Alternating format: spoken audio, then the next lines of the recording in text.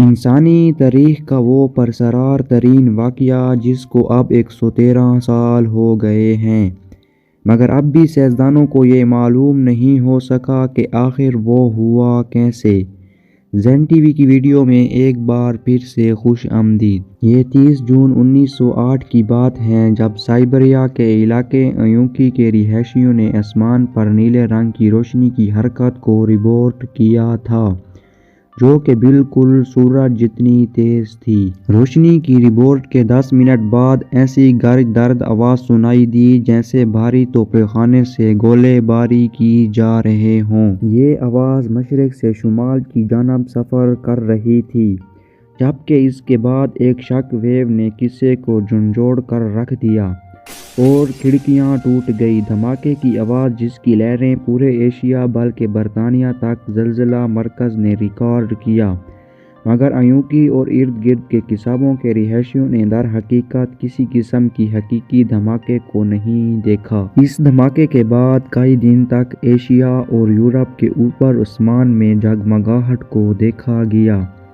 جو برفانی ذرات بلندی پر بننے کا نتیجہ تھا۔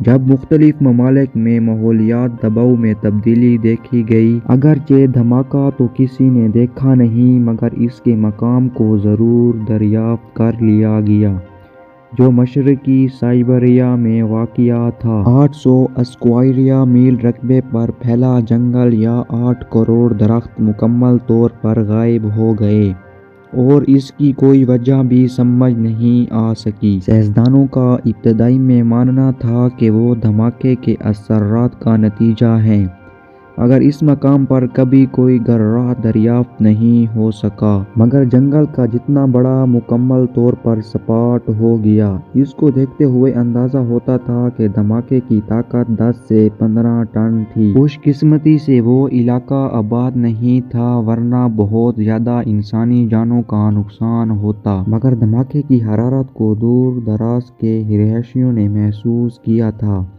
ایک عینی شاہد نے اس موقع پر بتایا، آسمان 2 حصوں میں تقسیم ہو گیا تھا، اور جنگل کے اوپر آسمان کی شمالی حصہ آگ سے بھرا ہوا لگتا تھا۔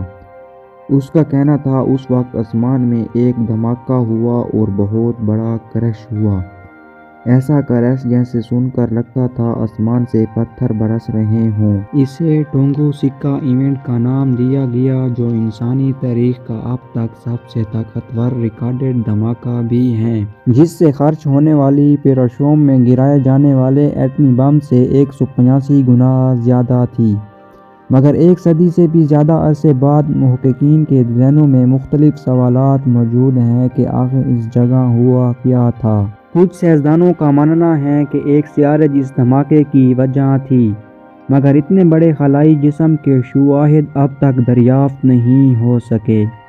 کچھ ہلاکوں کے خیال میں یہ آتش فشاں پھٹنے یا کان کنی کا کوئی حادثہ تھا، مگر اس کے بھی کوئی شواہد نہیں مل سکے۔ در حقیقت سرابیا کے اس خطے کے موسم گرمائی قسم کا ہے، جہاں موسم سرما کا دورانیہ بہت طویل ہوتا ہے، جبکہ گرمی کا موسم بہت مختصر، جس کا باعث سطح میں ایسی تبدیلی آئی جنہوں نے اس جگہ کو ناقابل رہائش بنا دیا، بلکہ وہاں پہنچنا ہی بہت مشکل ہے۔ جب دھماکہ ہوا تو کسی کو بھی تحقیق کے لیے وہاں جانے نہیں دیا گیا، کیونکہ روسی حکام کا مختلف خدشات تھا۔ یہ روس کی ایک تحقیقاتی ٹیم نے آخر کار 1927 اس جگہ کو دورہ کیا اور دریافت کیا کہ دھماکے 20 سال بعد بھی وہاں ہونے والے کے لگ بھگ نقصان ویسا کا ویسا ہی تھا۔ اس ٹیم نے یہ خیال ظاہر کیا کہ ایک خلائی جسم فضا میں پھٹا جس سے یہ نقصان ہوا،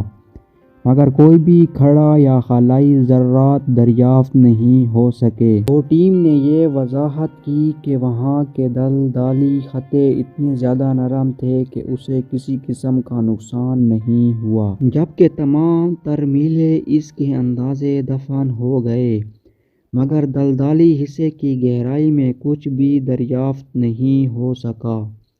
اور کچھ دہائیوں بعد روسی سائنسدانوں نے کہا یہ کوئی شہاب ثاقب نہیں بلکہ دم دار ستارہ تھا، جن کا زیادہ تر حصہ چٹانی نہیں بلکہ برف پر مبنی ہوتا ہے۔ زمین کے ماحول پر ہونے والی تباہی کے بعد برف بخارات بن کر اڑ گئی، مگر یہ خیال بھی درست ثابت نہیں ہو سکا۔ تو پھر عجیب خیالات سامنے آئے، جیسے کسی خلائی مخلوق کا اسیس کرافٹ اس مقام پر گر کر تباہ ہوا ہو۔ میں محققین نے اس مقام سے سلیکیٹ اور مقناطیسی پتھر کے ننھے ذرات کو دریافت کیا اور مزید تحقیق سے ثابت ہوا کہ وہاں کی سطح میں نکال کی مقدار زیادہ ہے، جو شاہد ثبوت کا ایک جانا مانا عنصر ہے۔